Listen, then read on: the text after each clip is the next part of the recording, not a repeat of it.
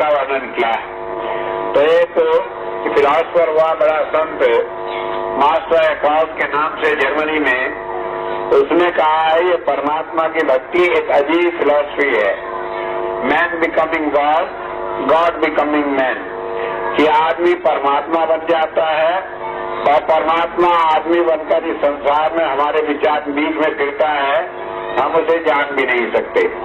तो कैसे आदमी परमात्मा बन जाता है, कैसे अंतर की साधना के द्वारा हमारे अंदर वो शक्ति आ जाती है, जिसे कबीर साहब ने कहा, कबीरा मन निर्मल भया जैसे गंगा नीर, पीछे पीछे हर फिरे कहत कबीर कबीर, कि मेरा मन पवित्र हो गया।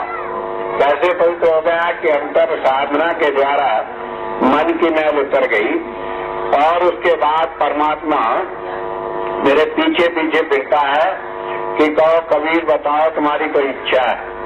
आजकल मैं वेदों का अनुवाद कर रहा हूँ तो कई बार दिमाग चक्कर काट जाता है कि वेदों के ऋषियों ने अपने अनुभव को कितने सुंदर ढंग से बयान किया है। अभी मैं देख रहा था एक छोटा सा 4 शब्दों का मंत्र आया है, असित कन्याम यजमान होता। असित कन्यान कहा है कि घर की नौकरानी, जैसे बड़े घरों में महाराजा और राजाओं के घरों में घर की नौकरानी होती है, वो सारे काम करती है जो उसे कहो। यजमान कहते हैं साधक को, होता कहते हैं परमात्मा को। कहा है कि संतों के घर में परमात्मा उनके घर की नौकरानी की तरह है। वही बात कही जो कबीर साहब ने कहा कि पीछे पीछे हर फिरे कहत कबीर कबीर, कि वो पीछे पीछे मेरे फिरता है, कहता हुआ कि बताओ तुम्हारा क्या हुक्म है, मैं तुम्हारा हुक्म बजा कर लाऊं। तो बात वही है जो वेदों में कही है। अब कैसे वो घर की हमारी नौकरानी बनकर सारे काम करता है, तो मैं चाहूंगा कि कल अमृत बेला में मैं इस बात को आपके सामने थोड़े शब्दों में अपने अनुभव के आधार पर रखूं। लेकिन मैं आज केवल आपको ये बतला रहा हूं कि जब हम साधना करते हैं तो वो मनुष्य फिर परमात्मा का रूप हो जाता है। हम उसके अंदर बैठकर काम करता है और दुनिया की सारी चीजें जो हम सोचते हैं उसके द्वारा हमें प्राप्त होती है, और उसके प्राप्त हो जाने से फिर जीवन में सारे झंझटों से छुटकारा पाकर हम जाकर परमात्मा मिल जाते हैं, हमें मोक्ष मिल जाती है, फिर जन्म मरण में आना नहीं पड़ता। तो ये सारी साधना किस तरह चलती है, किस तरह वो प्रकाश जो हम अंतर में देखते हैं वो हमें इस स्थिति में मनुष्य परमात्मा बना देता है, कैसे काग से हंस बना देता है, इस बात का वर्णन किया।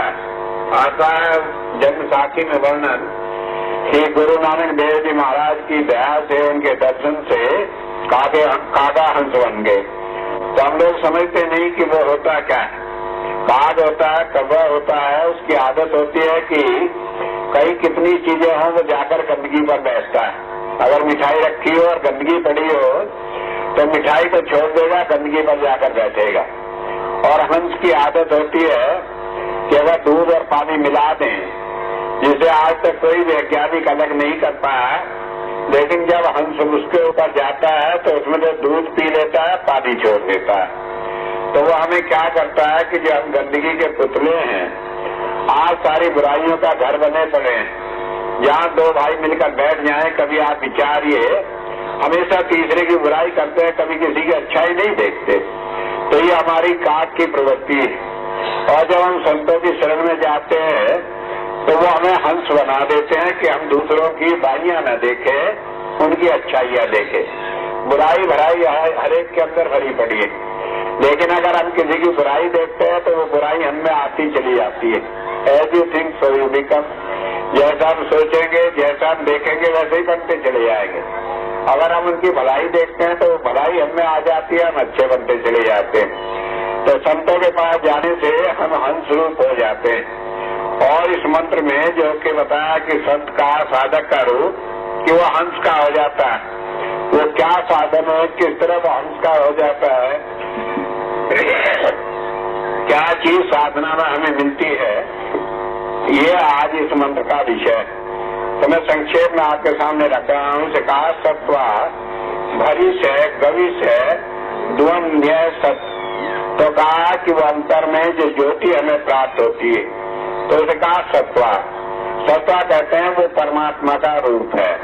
परमात्मा का रूप कैसे है कि जब हम उस ज्योति के साथ जुड़ जाते हैं तो उससे हमें अंतर में परमात्मा का दर्शन हो जाता है। अब परमात्मा हम किसे कहें, क्या रूप है परमात्मा का। एक बार कबीर साहब से इंदुमती कहने लगी, जो उनकी शिष्य थी, कि आप मुझे अंतर में परमात्मा का दर्शन करा दें। कहने लगे क्या करना है, भजन सिमरन करते रहो सब ठीक हो जाएगा। लेकिन वो कहने लगे नहीं नहीं, आज तो आप मुझे दर्शन करा दें। उन्होंने कहा अच्छा बैठ जाओ। वो बैठ गई, ध्यान हुआ, समाधि लग गई, अंतर में बड़ा तेज प्रकाश आया। फिर वहां पर कबीर साहब का दर्शन हुआ, फिर प्रकाश आया, फिर कबीर साहब का दर्शन हुआ। 2-3 बार अंदर में आवाज आई, कहने लगे मैं ही सत्पुरुष हूँ, मेरा कोई दूसरा नहीं।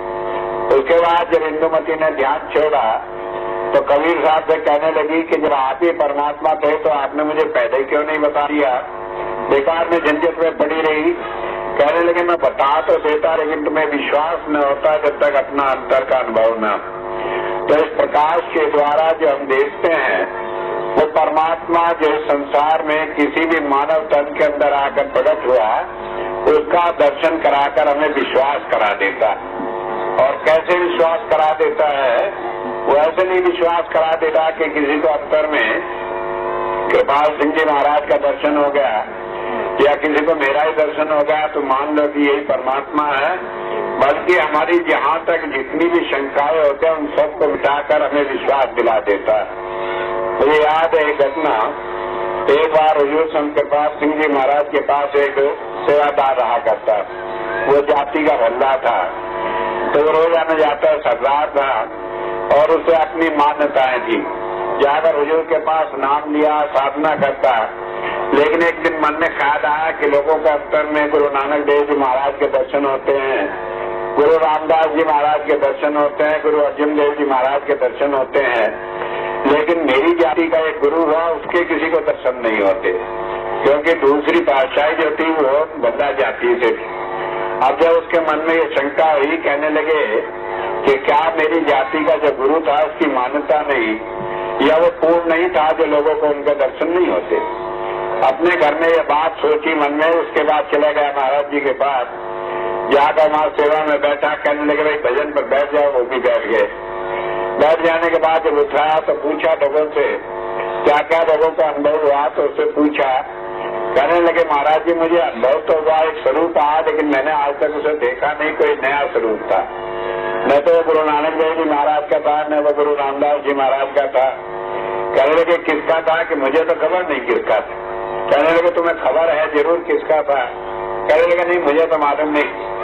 कहने लगे घर से किसका सोच कर चले थे। अब ये बात कही तो उन्होंने सोचा ही नहीं, क्या मालूम मैं घर से क्या सोच कर चला। कहने लगे मैं तो किसी का सोच कर नहीं चला, मैं तो खाली आपके दर्शनों को आया और कुछ सोच कर नहीं चला। कहने लगे तुमने मन में नहीं सोचा कि तुम्हारी जाति का एक संत हुआ, गुरु हुआ, उसका दर्शन क्यों नहीं होता। कहने लगे आज तुम्हें उन्हीं का दर्शन हुआ। तो होता यह है कि जहाँ भी हमारी शंकाएं होती है उन सारी शंकाओं को मिटाकर वो सत्य रूप का दर्शन कराता है। अंतर में जो हमें ज्योति प्रकट होती है वो कोई हमारी कल्पना की चीज नहीं, बल्कि वो परमात्मा का रूप है। और परमात्मा का रूप है, इस बात को कैसे हम जाने कि जहाँ भी हमारी आस्था होती है, जिसके साथ हम जुड़े होते हैं, जो हमारी मान्यताएं हैं, वो उसी रूप में आकर प्रकट होकर हमें विश्वास दिलाता है। मुझे याद है जब मैंने महाराज जी के आदेश से ये काम शुरू किया तो उसके 6 महीने बाद मैं रुड़की में गया, तो वहाँ पर एक प्रोफेसर हुआ करते थे G.K. गोपाल कृष्णन। वो किसी अमेरिकन सन्यासी से नाम लिए हुए थे। उनके गुरु ने चोला छोड़ दिया तो उसके बाद उनका भजन बनना बंद हो गया।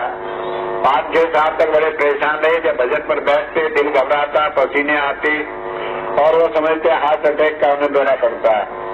बहुत परेशान हो गए। उन्होंने कई जगह चेकअप भी कराया लेकिन कुछ मिला नहीं। उसके बाद किसी ने बताया तो मेरे से मिले।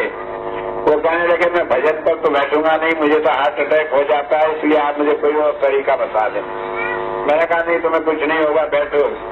वो भजन पर बैठे, फिर उनका अंतर में ध्यान लग गया, उनके गुरु का दर्शन हुआ और उसके बाद उस गुरु ने ही खुद कहा कि तुम स्वामी जी की बात मानो आज के जमाने में इन्हीं की बात मानकर तुम मेरी बात के मानने वाले बनोगे। और मेरे से वो सारी बातें बताने लगे। मैंने कहा इसकी आवश्यकता नहीं, ये जब तुम्हें अंतर से ही खुद कोई प्रेरणा मिल रही है तो वो सही रास्ता है, उसमें किसी की सलाह की जरूरत नहीं। तो इसलिए वेद में पहली बात कही है, वो रोशनी जो अनंतर में दिखाई देती है कि वो परमात्मा का सत्य रूप है। परमात्मा हमारे मन की सारी बातें जानता है और उसका जवाब उस ज्योति के रूप में हमारे मन की शंकाओं को मिटाकर देता है। दूसरी बात का भरीश है।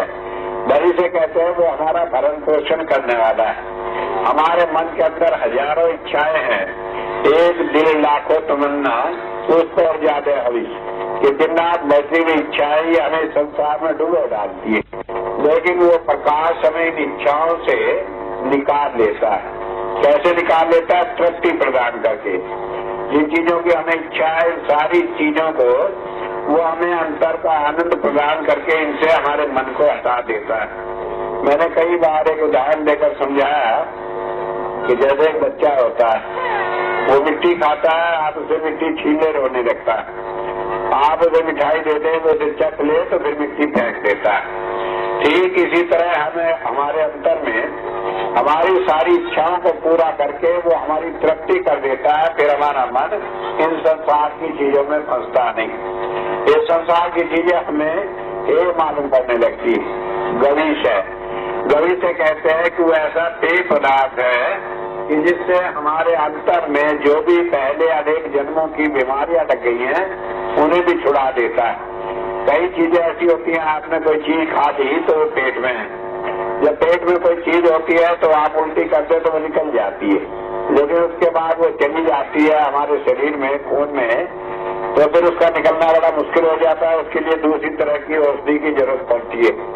तो बताया कि ये नाद के रूप में हमारी उन जन्म जन्म की व्याधियों को मिटाने के लिए ये प्रकाश जो है उस नाद को हमारे अंतर में प्रकट करता है। एक बात ये समझ लेने की है कि परमात्मा के 3 रूप हैं। परमात्मा का एक रूप है ज्योति का, एक रूप है नाद का, एक रूप है सोम का। और जब हमारे पास ज्योति आ जाती है अंतर में तो उसी से सारे प्रकाश ही आते चले जाते हैं।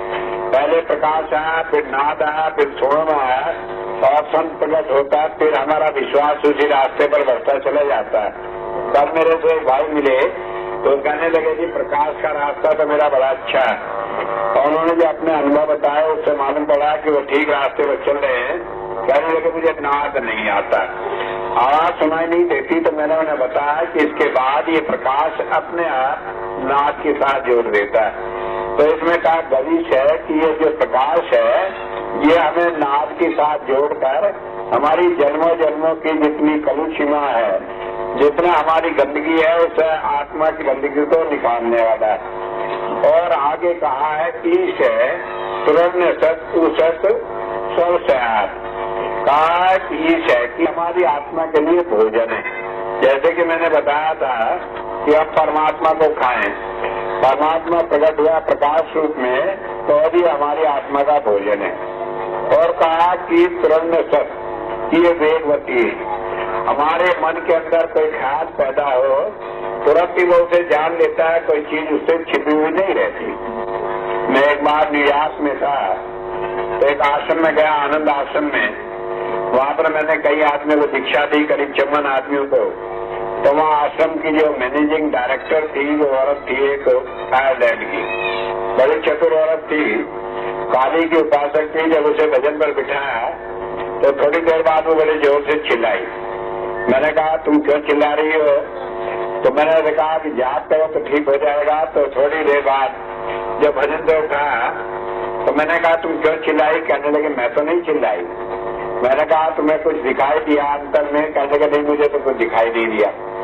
मैंने कहा जब तुम्हें काली की स्वकल दिखाई दी, उसने तलवार तुम्हारी तरफ से उठाई तो तुम घबरा गई, तुम चिल्लाई? कहने लगे हाँ चिल्लाई। मैंने कहा जब कुछ दिखाई नहीं दिया तो काली ने तलवार कहाँ से चलाई? कहने लगे स्वामी जी बात यह सारी चीजें जो आपने बताई है दिखाई तो मुझे वो सब दी, लेकिन मेरे मन का अहम है, मैं मानने को तैयार नहीं थी। लेकिन अब आप जानते हैं तो आपसे छिपाना क्या? तो फिर मैंने बताया, उसने सारी बातें मानी। उसके बाद जब मैं जा रहा था उसके साथ, तो मेरे से कहने लगे, एक बात बताओ स्वामी जी, आपको कैसे मालूम है मुझे अंतर में काली दिखाई दी? उसने क्या? मैंने कहा, जहाँ तुम देख रही थी वहीं बैठा हुआ मैं भी सारी चीजें देख रहा था। तो एक बात समझ लेने की है, परमात्मा की शक्ति वो बड़ी वेगवती है, और जो वो संत के माध्यम से काम करती है तो परमात्मा की शक्ति के साथ ही वो सारी चीजें काम करती है। तो इसलिए बताया कि वो ज्योति जो है वो वेगवती है, और वो क्या करती है कि हमें प्रकाश का उन्नाद के साथ जोड़ देती है। तो बताया है कि अगर हम ये सोचें कि हम एक इंसान के सामने बैठे हुए बात कर रहे हैं, ये क्या जानता है? जब वो अंतर में उस ज्योति के साथ जुड़ा हुआ होता है तो कोई चीज हमारी उससे छिपी हुई नहीं होती। कई बार हम अपनी बुद्धि चतुराई के हिसाब से अपनी बुद्धि से कई बातें करते हैं। मुझे याद है घटना, एक बार हुजूर संत के पास जी महाराज के पास कुछ आदमी आए, नाम ले रहे थे। एक बुढ़िया माई भी कहीं से आकर बैठ गई कि मुझे भी नाम लेना है। महाराज जी आए, देखा, उसे कहा, बुढ़िया माई तुम्हें नाम नहीं मिलेगा, उठ जाओ। अब आप काफी बड़ा पंडाल लगा हुआ था, तो उसमें उसे उठाया तो इधर से उठी और जाकर पीछे बैठ गई। हुजूर पीछे गई, चटनी करते करते कहने को तो तुम्हें नाम नहीं मिलेगा। तो वहां से उठी तो आगे आकर बैठ गई। अब हुजूर आकर आगे बैठे नाम देने के लिए, तो बुढ़िया पहले ही मौजूद था। कहने लगे, तुम्हें कहा था नाम नहीं मिलेगा। जब ये बात कही तो बुढ़िया खड़ी हो गई। अब बुढ़िया थी बड़ी चतुर, बोलचाल में तेज थी। कहने लगे, ऐसा मैंने कौन सा पाप कर दिया, मुझे नाम नहीं मिलेगा, सारी दुनिया को नाम मिलेगा, मुझे क्यों नहीं मिलेगा? कहने लगे, माई तुम्हें नाम नहीं मिलेगा, अच्छा है तुम ऐसी बात को रहने दो। कहने लगा, आप तो ऐसे करते हैं जैसे मैंने कोई बड़ा पाप कर दिया। जब ये बात कही तो हुजूर कहने लगे, बता दो क्या पाप किया है? कहने लगे, बता दो मैंने कौन सी चोरी की है? कहने लगे, अच्छा ये बता दो कितने आदमी की हत्या की है? कहने लगे, मैं कोई हत्यारी नहीं हुई थी, हत्या की। कहने लगे, तुम दाई का काम करती थी, और जब किसी के यहाँ बच्चे होते तुम्हें लोग बुलाते थे तो तुम्हारे कान में कह दिया करते थे कि लड़की हो तो जरा समझ से काम लेना, क्योंकि कई औरतें नहीं चाहती कि उनके घर में लड़की हो, और समझ से काम लेने का मतलब था कि बच्चा जब पैदा हो तो गला वला घोट कर उसे मार दो, खत्म हो जाए। तो कहते हैं कि पैदा होने में ही मर गई तो लड़की से पीछा छूट जाए। कहने लगे, इस तरह तुमने कितने बच्चों को मारा है? कहने लगे, मैं तो नहीं मारा। कहने लगे, तुमने 35 को मारा है। अब जब ये बात कही तो वह कांप गई कि मैंने सारी जिंदगी में जो काम किया वो इन्हें सब क्या मालूम। कहने लगे, हुजूर जो कुछ कर दिया, लेकिन आप तो दयावान है, आप तो दया करते हैं जैसे छुटकारा हो जाए। तो एक बात ये समझ लेने की है कि वो वेगवती धारा, वो प्रकाश हमारे अंतर में परमात्मा की दया से जब काम करता है तो वो हमारी सारी चीजें जानकर कोई उससे छुटा नहीं।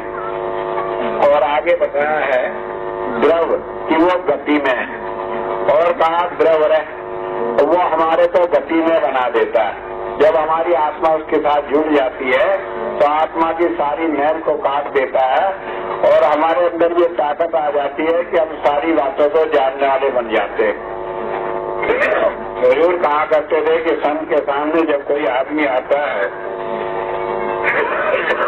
तो उसके सारे कर्म ऐसे देख लेते हैं जैसे वर्तमान में रखे हुए अचार को हम अपनी आंखों से देख लेते हैं। तो बताया कि संत उस चीज को जानता है कि हमारे अंतर में क्या है, और जो संत के बताए हुए रास्ते पर चलता है उसकी भी यही आदत हो जाती है कि वो भी दूसरे के मन की बात को बड़े साफ रूप में जान लेता है। और पतंगरे कहते हैं प्रकाश रूप में, कि जैसा वो रोशनी है उसी तरह हमारी आत्मा की मैल को काट कर हमें भी वो रोशनी के रूप में प्रकाश रूप में कर देती है, दधी क्रावा, और वो हमें परमात्मा से मिलाने वाली है। वो प्रकाश जो हमारे अंतर में आता है, जिसे हम देखते हैं और देखकर समझते हैं, कोई नई बात नहीं। कहा कि वो हमारे अंतर में आकर हमें परमात्मा के साथ जोड़ देता है। मुझे याद है 1977 में लखनऊ में औचमाद में भंडारा था महाराज जी के जन्म दिवस का। तो उस वक्त एक बहन वहां पर नाम लेने के लिए आई, पढ़ी लिखी थी, विद्वान थी, एमए पास थी। तो पहले तो वो नाम लेने को तैयार न, उसके पति ने दूसरे लोगों ने चाहे नाम ले लिया, कहने लगे नहीं मैं इस सेक्टर में पढ़ती नहीं। वो मेरे पास आए, कहने लगे स्वामी जी दया हो जाए, ये नाम ले ले। मैंने कहा ले लेगी। तो उसके बाद में उन्होंने जाकर उनसे कहा कि नाम लोगी? कहने लगे नहीं, मैं तो नहीं लूंगी। तो मेरे पास आए, कहने लगे वो तुम मना करती है, नाम नहीं लोगी, आप कहते हैं ले लेगी। मैंने कहा अभी तुम देखो। तो मैं उसके पास गया, मैंने कहा नाम लोगी? कहने लगे हाँ लूंगी। मैंने कहा चलो बैठ जाओ। बैठ गई। और वो जब नाम ले लिया तो वहां सब लोग बता रहे थे अपना अनुभव। बाद में वो कहने लगे स्वामी जी आपको यकीन आता है, लोग बता रहे हैं कि रोशनी आई आया, क्या ये सच बोल रहे हो? मैंने कहा हाँ सच बोल रहे हैं, मुझे मालूम है। फिर वो कहने लगे ये तो आंख बंद करो, वैसे ही मालूम पड़ता है जैसे रोशनी हो। मैंने कहा ये तुम्हारा भ्रम है। लेकिन उसके बाद उसका प्यार था, आना जाना बना रहा। एक दिन मैं उनके घर गया, शाम को रात को बैठा हुआ था। कहने लगे आज तो मुझे आपसे बड़ी बहस करनी है। मैंने कहा जितनी बहस करनी है कर लो। तो रात को 1:30 बजे तक बात करती रही। उसके पति भी वहीं बैठे हुए थे।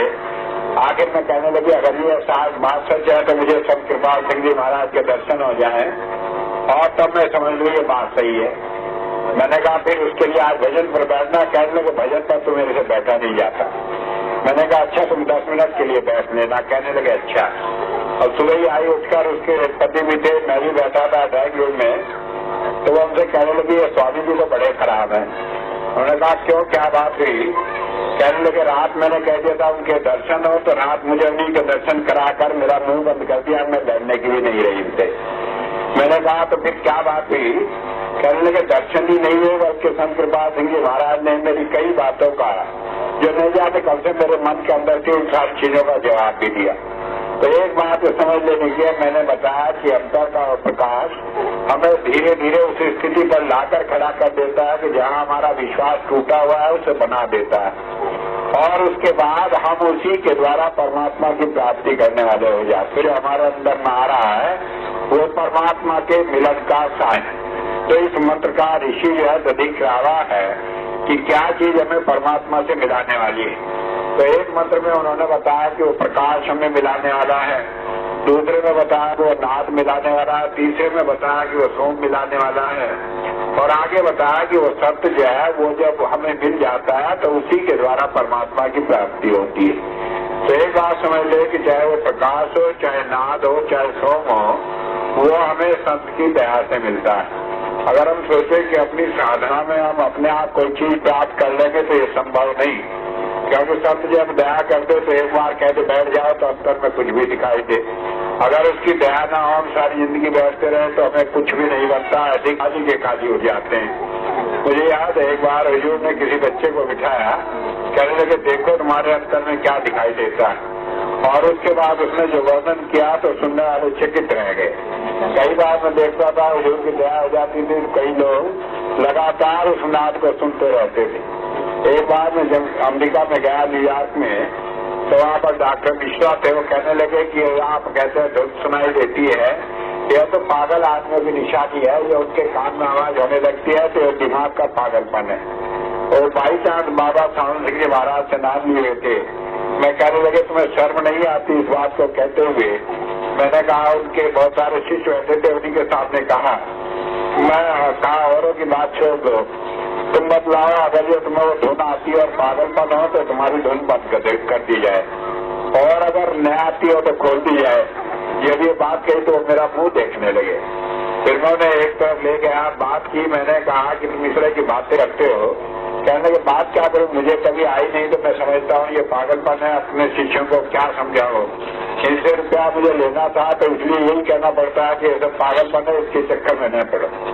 तो आखिर में फिर मैंने बिठाया उन्हें, और उन्हें जब अपना अनुभव हुआ कहने लगे स्वामी जी आपकी बात ठीक है। फिर उन्होंने अपने सारे शिष्यों का नाम भी दिलवाया। तो एक बात समझ लेने की है, ये प्रकाश, ये नाद, ये सोम जो हमारे अंदर में प्रकट होता है, यद्यपि ये साधना के द्वारा होता है लेकिन गुरु कृपा से होता है। या गुरु कृपा कर दे तो ये हमारे पास क्यों नहीं करता है?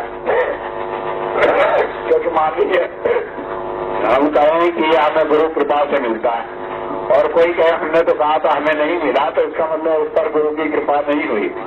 तो वो कृपा क्यों नहीं करता है? तो इसके भी बहुत सारे कारण हैं, और कारण ये होता है कि हमारे पिछले जन्मों के जो कर्म है जिन्हें भोगने के लिए हम आए हैं, कई बार उन्हीं को भुगताने के लिए वो थोड़ी देर के लिए हमें इस चीज से वंचित रख देता है कि हम अपना कर्म भुगत लें और उसके बाद में फिर हम इस रास्ते पर चले। मैं एक बात कहकर अपनी बात को खत्म करता हूँ। एक भाई थे हंसराज, वो महाराज जी के पास सेवा में रहा करते थे, उनके ड्राइवर थे। अनेक साल तक उन्होंने ड्राइवरी की। एक बार उनके घर वाले गए, कहने लगे महाराज जी इसे छुट्टी कर दो, हम इसे अपने घर ले जाना चाहते हैं लड़के को। कहेंगे इसकी शादी करेंगे, इसके साथ हमें अपनी उस दया से वंचित रख देता है उतने समय के लिए जब तक हम कर्म न भुगत ले, क्योंकि वो परमात्मा के उस नियम में दखल नहीं देता। कभी कभी उस नियम में दखल दे भी देता है, वो एक अलग बात है, वो मैं आज आपको नहीं बताऊंगा, क्योंकि अगर वो एक्सेप्शन बताती तो फिर मुझे आगे बताने के लिए कुछ नहीं रहेगा, तो इसलिए आज वो नहीं बताऊंगा। लेकिन वो जिन केसेस में होता है वो एक विशेष होती है, साधना की एक स्थिति ऐसी होती है कि जब संत भी किसी अपने चित्त से बाहर नहीं हो पाता, उस स्थिति में वो सारी चीजें होती हैं। तो मैं आज आपके सामने बतलाया कि उस नाथ ज्योति के द्वारा जो संत के द्वारा हमें मिलती है, उसके द्वारा परमात्मा की प्राप्ति का साधन बनता है। और यही बात सारे धर्मों में बताई गई। आज हम ऐसे महापुरुष की याद में यहाँ पर बैठे हैं जिन्होंने सारे संसार को धर्म का यही रास्ता दिखाया और सारे संसार ने इस बात को माना कि हाँ यही सही रास्ता है जो धर्मों में वर्णन किया गया है। पहले हम लोग आग्रह करते हैं, कहते हैं नहीं हमारी बात सही है, ये है, लेकिन बाद में जब हमें ज्ञान होता तब उस बात को हम जानते। मैं एक बार अजमेर में था तो वहाँ पर एक भूल से पादरी भी आ गए मेरे सत्संग में। अब मैंने सोचा पादरी आया बेचारा ये भी कुछ समझ ले, तो मैंने कई कोटेशंस देकर बाइबल से बताया कि जो ईसा मसीह जिस धर्म का प्रचार करता था वो ज्योति और नाद था। तो जब मैंने वो बात कही तो मेरे से चिढ़ गया और बाद में वो कहने लगा कि आपने जो बात कही है बाइबल से ये सारी गलत है। मैंने कहा गलत है तो आप बता दो सही कौन सी है। मैंने कहा जब ईसा मसीह को नामदान दिया गया था तो बाइबल में आता है वो पानी से बाहर निकल आया, तो इसका मतलब पानी बहने की आवाज उधर सुनाई थी, वो उससे ऊपर आ गया। कहने लगे नहीं ये तो बात ठीक नहीं, बल्कि पानी में खड़े होकर दीक्षा देते थे तो उसे वहाँ नदी में खड़े होकर जॉर्डन नदी में दीक्षा दी तो फिर उसके बाहर निकल आया। मैंने कहा बाइबल में कहने लगे हम भी ऐसे ही करते हैं कि लोगों को पानी में खड़े होकर दीक्षा देते हैं।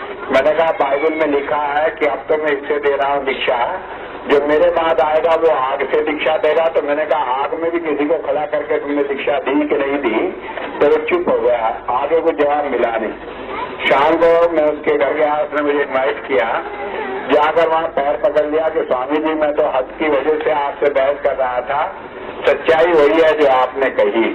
तो इसलिए मैं बतला रहा था कई बार हट के कारण भी लोग इस तरह की बातें करते हैं, लेकिन जब संत आते हैं उन सारी हद को निकाल कर हमारे अंदर से हमारे को सच्चाई के साथ जोड़ देते हैं कि जहाँ फिर हमारे पास कहने को कुछ नहीं रहता।